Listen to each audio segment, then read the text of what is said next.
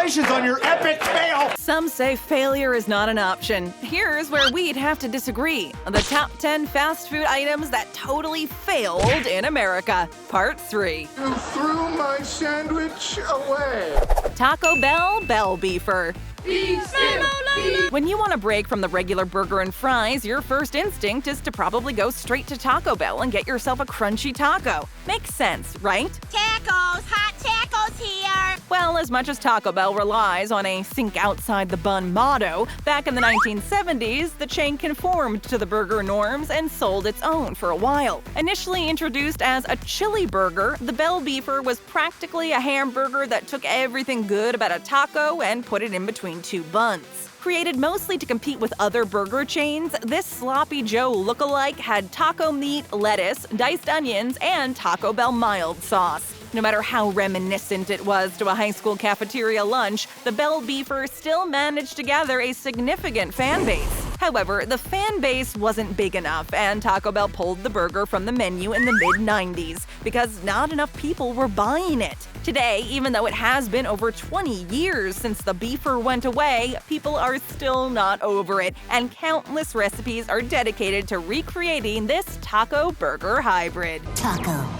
Burger.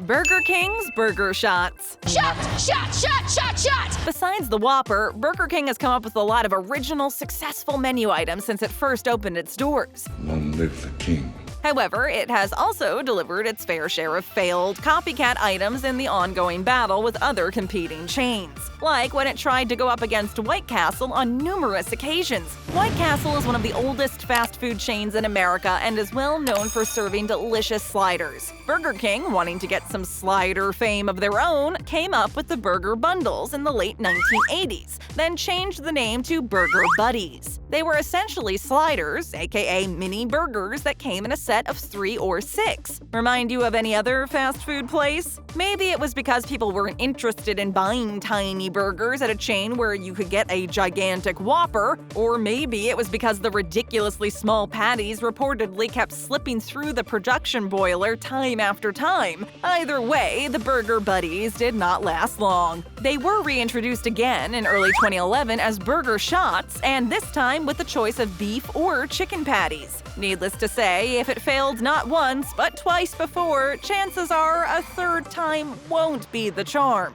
It's the curse. McDonald's Fried Apple Pie.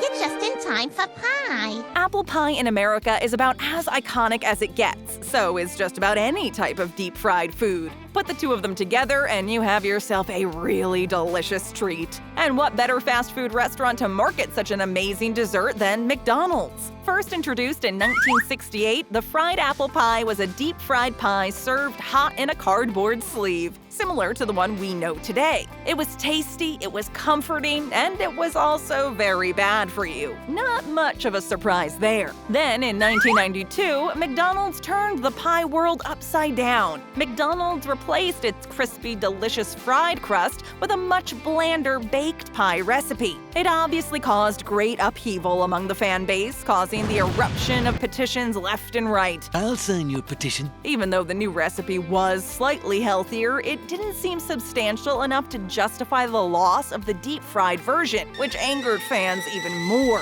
McD's latest attempt to make the apple pie healthier was in 2018, when it changed the recipe yet again and switched it with something that contains less sugar and fewer ingredients. While it's still not the healthiest thing you can get on the menu, it's still a long way from the yummy, crispy, deep-fried pie we once could have enjoyed. Pie, pie, pie, pie. You've come this far, tap that like button and we'll be forever grateful.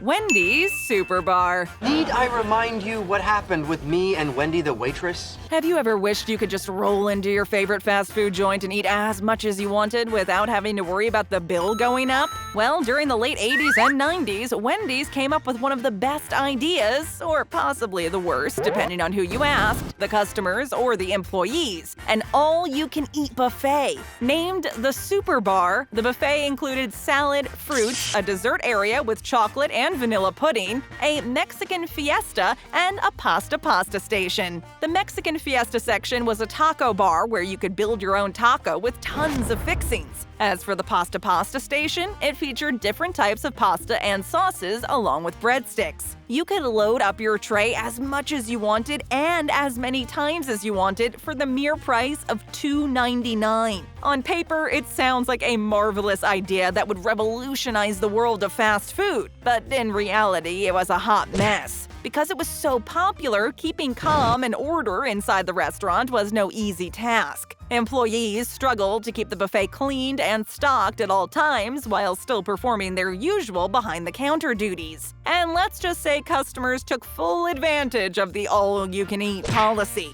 Mamma mia! As time passed, it became impossible to keep the buffet running smoothly, and the last Superbar was closed down in 1998. This bar is like home to us. You're killing the bar. Wendy's Bacon and Blue Burger. Blue cheese!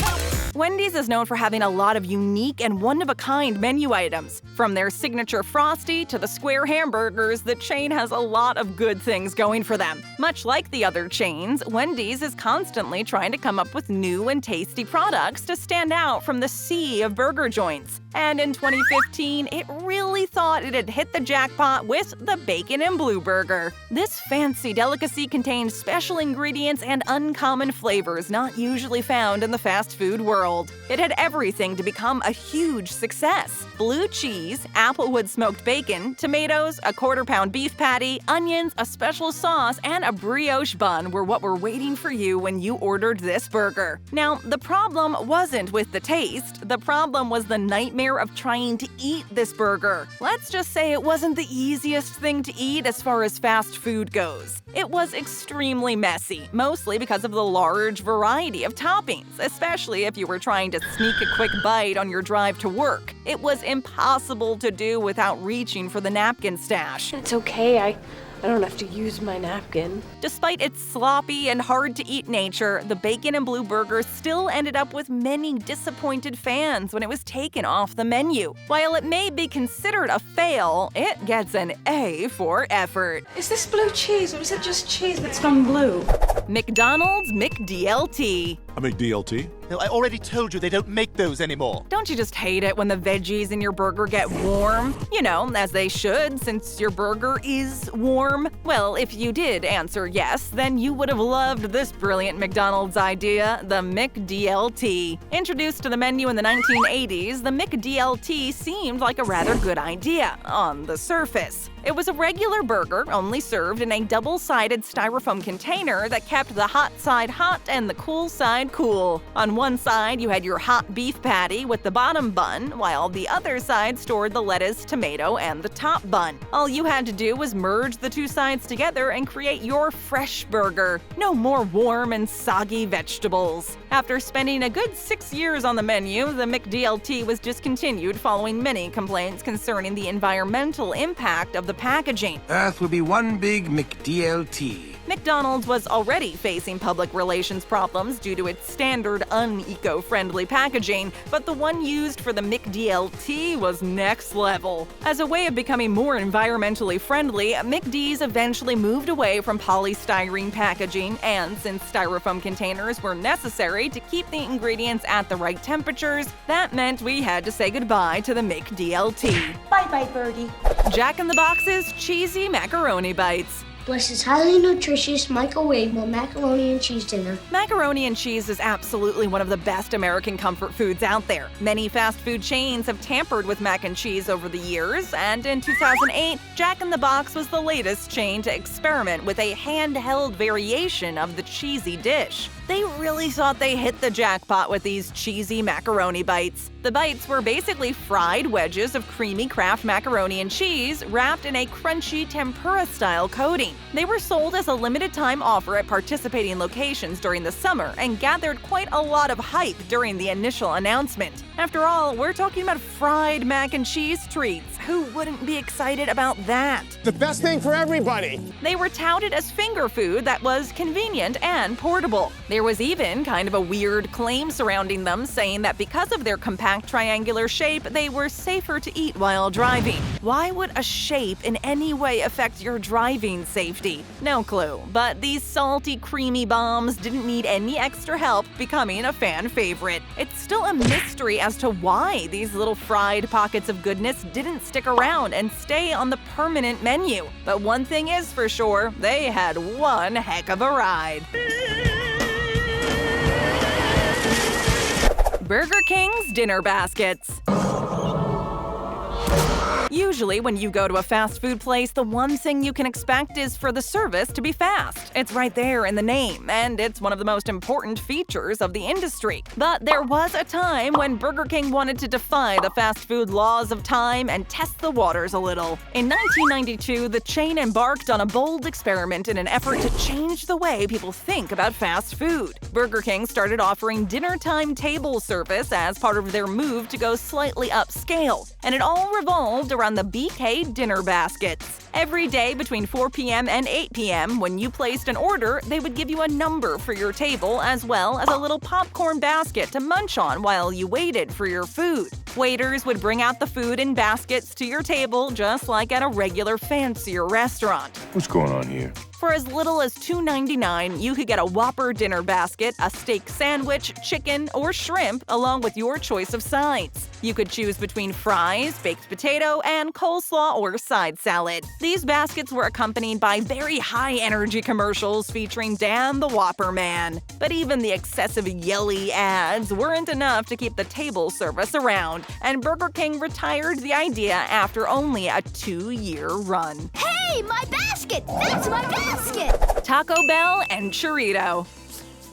Enchirito? Taco Bell has had to bid bitter farewells to many menu items over the years, some more heartbreaking than others, like the time the beloved Enchirito inexplicably disappeared from the menu in 2013. Probably one of the most sought-after ex-menu items from Taco Bell, the Enchirito wasn't just pretty good, it was better than that. It was exquisite. It became everyone's favorite enchilada burrito mashup since it offered the best of both worlds. Similar to a burrito, the dish consisted of ground beef, frijoles, or beans, and onions in a soft tortilla, and was smothered in sauce and cheese like an enchilada. Advertised as a reheatable meal that came in oven-safe packaging, the Enchirito was a true fan favorite, and its departure left very big shoes to fill. But Taco Bell didn't let us down completely. There is still a way for you to get your hands on one. Just order it off the secret menu. You know the secret? If the employees don't know it by name, just ask for a burrito supreme with extra beef and cheese, a side of red sauce, sour cream, nacho cheese sauce, and for 2 sides of the 3-cheese blend. Then you ask for all the cheese and sauce to be on top of the burrito, then heat it up and voila! You can experience the goodness of the Enchirito, even though it's been years since being part of the official menu. Enchirito macho burrito. KFC's potato wedges. Mrs. Potato Head, Mrs. Potato Head.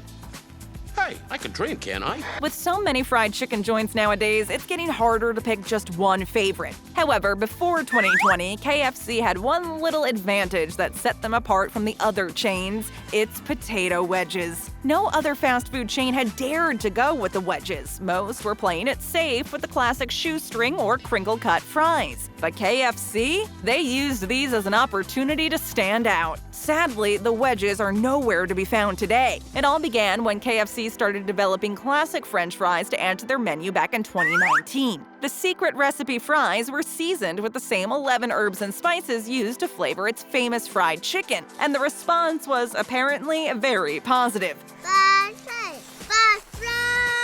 So positive, in fact, that the chain decided to give them a permanent spot on the menu. But this meant getting rid of the beloved wedges, and that didn't sit too well with a lot of people. While KFC called this switch a welcome and long-awaited change for customers, many customers did not agree. They took to the internet to express their displeasure and anger, demanding that KFC reverse the change. It was the end of an era for one of the chain's most unique sides, which had been on the menu since the early 1990s. May I suggest 1 potato, 2 potato?